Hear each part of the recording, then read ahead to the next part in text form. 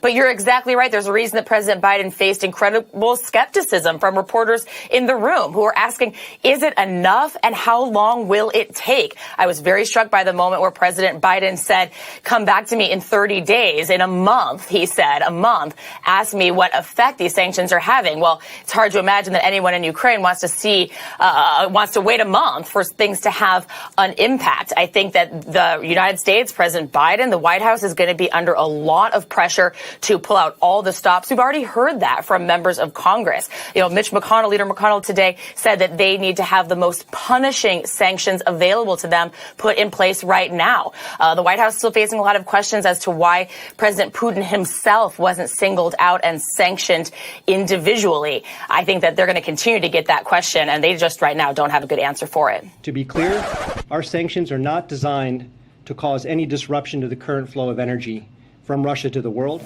Yeah. We have heard for weeks that these sanctions were, at least in part, a part of a strategy that was based on deterrence as well as prevention. Today, with the president's comment that no one expected the sanctions to prevent anything from happening, moving forward, do you expect this slate of sanctions to prevent any further advancement or aggression from Russia? Well, I would say that later in the back and forth or the press avail, he also said when asked if sanctions cannot stop President Putin, what penalty can? And he said, I didn't say sanctions couldn't stop him, which leads me to believe that's not exactly what he meant.